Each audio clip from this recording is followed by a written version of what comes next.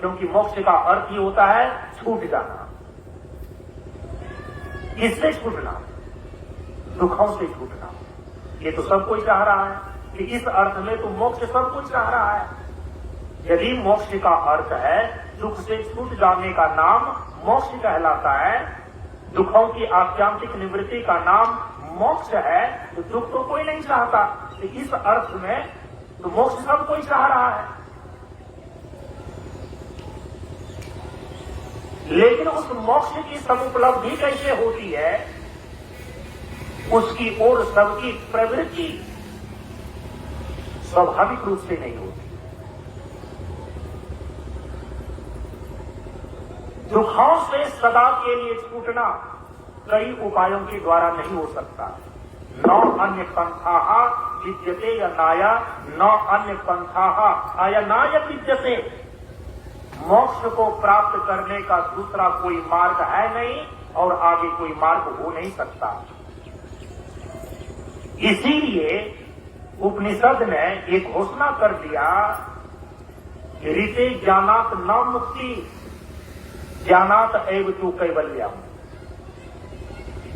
आप चाहते हैं मोक्ष, लेकिन मोक्ष की समुपलब्धि कैसे होती है उसमें प्रवृत्ति आपकी नहीं है, इसका परिज्ञान आपको नहीं है। तत्वज्ञानी महापुरुषों ने इस बात की डिंडिम घोषणा की है, डंके की चोट पर कहा है कि जब तक तुम्हें अपने परमार्थ स्वरूप का ज्ञान नहीं हो जाता है तब तक तुम इस शरीर और संसार के बंधन से नहीं मुक्त हो सकते।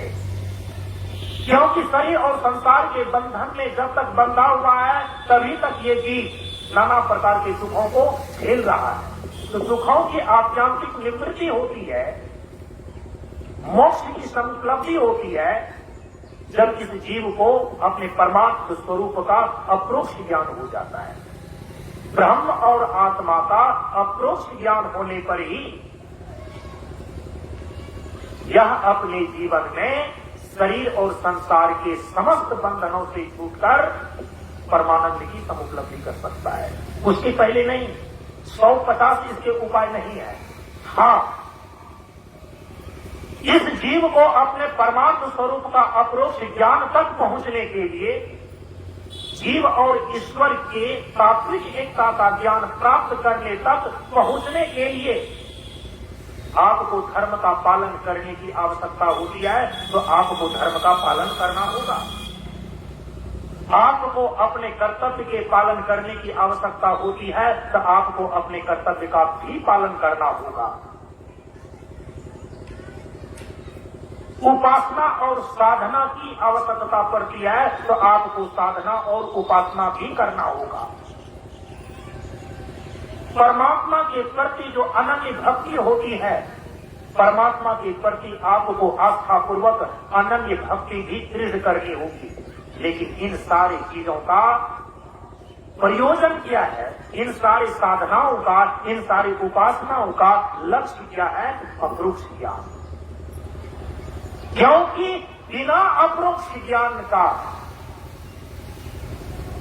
मुक्ति नहीं होती, मोक्ष सिद्ध नहीं होता। इसीलिए भगवान श्री राम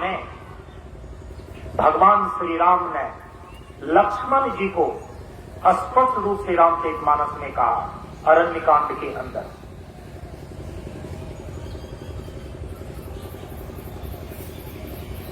ये जीवन का परम पुरुषार्थ जो मोक्ष की सिद्धि है, ये मोक्ष की समुपलब्धि, ये मोक्ष की प्राप्ति तो निश्चित रूप से केवल अप्रोक्ष ज्ञान से प्राप्त होगा। ये जीव केवल अपने परमार्थ स्वरूप का अप्रोक्ष ज्ञान प्राप्त करके ही मोक्ष प्राप्त कर सकता है। और बार बार मैं कह रहा हूं, यहां मोक्ष का सीधा तात्पर्य होता है जीवन से दुखों की आत्यांतिक निवृत्ति कर लेना और परमानंद की समुपलब्धि कर लेना मोक्ष कहलाता है। जीवन की ऐसी परम पुरुषार्थ मोक्ष की अवस्था केवल और केवल ब्रह्म और आत्मा के अप्रोक्ष ज्ञान से ही संभव है। इस सिद्धांत को भगवान श्री राम लक्ष्मण जी को बताते हैं कि धर्म ते विरति, योग ते ज्ञाना, ज्ञान मोक्ष प्रद, वेद बखाना। अब देखिए, भगवान अब वो सिद्धांत यहां पर स्थापित कर रहे हैं कि जीवन की सारी समस्याओं का आत्यांतिक समाधान रूप जो मोक्ष की प्राप्ति होती है, उस मोक्ष को प्रदान करने वाला तो एकमात्र ज्ञान है, क्योंकि ज्ञान मोक्ष प्रद, केवल और केवल ज्ञान ही मोक्षप्रद है, अर्थात ज्ञान से ही केवल मोक्ष की प्राप्ति होती है। तो आप कहेंगे, जिन्होंने बहुत दिनों तक सत्संग किया है, संत महात्माओं का विचारों का श्रवण किया है, शास्त्रों का अनुशीलन किया है, जैसे श्रीमद् भगवद गीता है, श्री रामचरितमानस है, श्रीमद् भागवत महापुराण, महाभारत इत्यादि पंचम वेद के रूप में ग्रंथ हैं।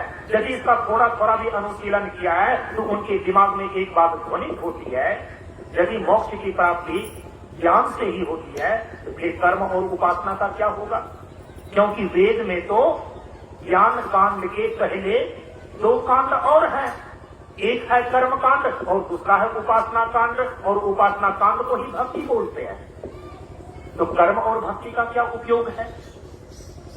क्योंकि कर्मम ज्ञानम भक्तिश्च, भगवान श्री कृष्ण ने स्वयं श्रीमद् भागवत महापुराण में इस तीन को जीवन का कल्याण प्राप्त करने का महामार्ग बताया है। कर्मम ज्ञानम भक्तिश्च कह करके भगवान श्री कृष्ण ने स्वयं ही श्रीमद् भागवत महापुराण के अंदर उद्धव जी को जीवन का कल्याण प्राप्त करने वाला तीन महामार्ग की संज्ञा दिया है, कर्म ज्ञान और भक्ति को।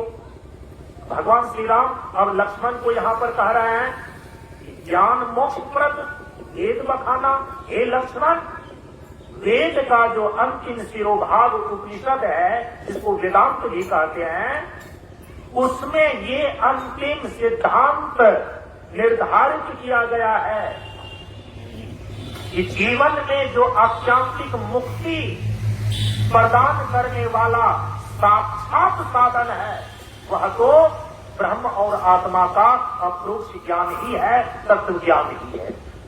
ऋते ज्ञानात् न मुक्ति, बिना तत्व ज्ञान की मुक्ति नहीं मिलती। ज्ञानात् एव तु कैवल्यम, केवल आत्मज्ञान से ही कैवल्य की प्राप्ति होती है।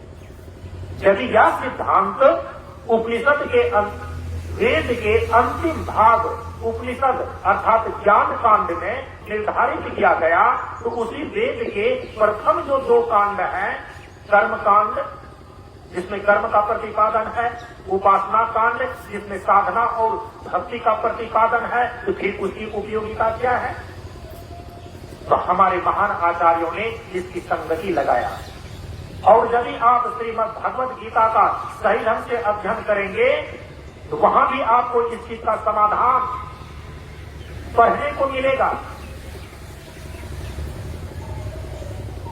मोक्ष को प्राप्त करने का एकमात्र साक्षात साधन तो ज्ञान ही है, और यहाँ ज्ञान का अर्थ है ब्रह्म और आत्मा का अप्रोक्ष ज्ञान। इस जीव को जब अपने परमार्थ स्वरूप ब्रह्म का ज्ञान हो जाता है, यहाँ ज्ञान का तात्पर्य इस ज्ञान से है। केवल और केवल परमात्म तत्व का अप्रोक्ष ज्ञान ही जीवन मुक्ति का साक्षात साधन है। तो फिर कर्म और भक्ति, ये जो जीवन का कल्याण प्राप्त करने का साधन अन्य जगह शास्त्रों में और हमारे महापुरुषों के द्वारा भी बताया गया है, इसकी संगति कैसे लगाएंगे? इसकी संगति ऐसे लगाया गया कि ये कर्म और भक्ति अर्थात कर्म और उपासना जीवन मुक्ति अर्थात मोक्ष को प्राप्त करने का ये परम पर्याप्त साधन है, साक्षात साधन नहीं है। जैसे कि आप भोजन बनाते हैं तो भोजन बनाने में बहुत सारे चीजों की आवश्यकता होती है, बहुत सारे साधनों को जुटाना पड़ता है। आप लकड़ी जुटाते हैं, आप पानी लाते हैं, आप चूल्हा चक्की बनाते हैं, बर्तन को लाना पड़ता है। भोजन को बनाने के लिए इन सारे साधनों की आवश्यकता पड़ती है, लेकिन भोजन को पकाने में जो साक्षात साधन है वह तो केवल अग्नि है। यदि आग न हो, अग्नि न हो, तो भोजन बनाने के जितने अन्य साधन, लकड़ी इत्यादि हैं, बर्तन इत्यादि हैं, चूल्हा चक्की इत्यादि हैं, यदि अग्नि न हो तो आप भोजन नहीं पका सकते। तो जैसे भोजन के पाक करने में, भोजन के पकाने में अग्नि साक्षात साधन है, लकड़ी इत्यादि, चूल्हा चक्की इत्यादि, बर्तन इत्यादि भोजन पकाने के परंपरागत साधन है, सहायक साधन है। ठीक उसी प्रकार से मोक्ष को प्राप्त करने का, इस जीवन का जो परम पुरुषार्थ, इस जीवन का जो परम लक्ष्य मोक्ष है, इस मोक्ष को प्राप्त करने का साक्षात साधन तो एकमात्र ज्ञान ही है। ये गीता में भी प्रतिपादित किया गया है, वेद के अंतिम भाग ज्ञान कांड उपनिषद में भी प्रतिपादित किया गया है। रीति ज्ञानात्मा मुक्ति कह करके, ज्ञानात एक कैवल्यम कह करके, महाभारत इत्यादि ग्रंथों में भी, रामचरितमानस इत्यादि ग्रंथों में भी, श्रीमद् भागवत महापुराण इत्यादि ग्रंथों में भी इसी सिद्धांत का प्रतिपादन किया गया कि मोक्ष को प्राप्त करने का तो साक्षात साधन अपरोक्ष ज्ञान ही है। कर्म और भक्ति ये दोनों भी मुक्ति के साधन मान्य हैं, स्वीकार किए गए हैं, लेकिन कर्म और भक्ति ये मुक्ति के साक्षात साधन नहीं है, ये परंपरागत साधन है, ये सहायक साधन है। इसीलिए भगवान श्री कृष्ण ने अर्जुन को समझाया, हे अर्जुन, स्व कर्मणि अभिरत्या संसिद्धिम लभ्यते नरः। सावधान होकर के आप सुनिएगा, क्योंकि अंतिम समय है ये। कर्म के विषय में भगवान कह रहे हैं कि यज्ञार्थ कर्म कौन्तेय मुक्त संग समाचर।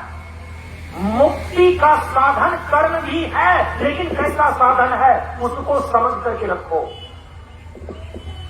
स्व कर्मणि अभिरता संसिद्धिम लभ्यते नरः।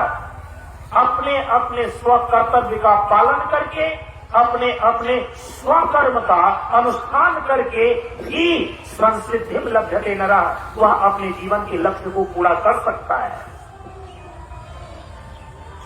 किंतु जीवन का जो परम लक्ष्य मोक्ष है, मोक्ष की सिद्धि है, सम्यक रूपेण सिद्धि इति संसिद्धि, संसिद्धिम लभ्यते नरः। जो जीवन का परम लक्ष्य मोक्ष है, इसकी संसिद्धि का साक्षात साधन तो ज्ञान ही है, लेकिन उस ज्ञान तक पहुंचने के लिए सहायक साधन कर्म भी है। इसीलिए जीवन मुक्ति का साधन कर्म है, लेकिन परंपरागत साधन के रूप में, सहायक साधन के रूप में, न कि साक्षात साधन के रूप में। अब भक्ति के विषय में भगवान श्री कृष्ण कहते हैं अर्जुन को, ये भक्ति भी मुक्ति का साधन है। मुक्ति का मार्ग भक्ति है, जो युक्ति बिना नहीं होती है। युक्ति से यदि भक्ति न किया तो भव से त्राण कहां होगा। सत्संग बिना सोचो मानव, जग में वह ज्ञान कहां होगा, जिस ज्ञान की साया में जाकर अपना कल्याण महा होगा। भक्ति भी मुक्ति का साधन है, लेकिन साक्षात साधन नहीं। भक्ति भी मुक्ति का साधन है, सहायक साधन है, परंपरागत साधन है। इसलिए भगवान श्री कृष्ण अर्जुन को समझा रहे हैं, ददामि ते बुद्धि योगम।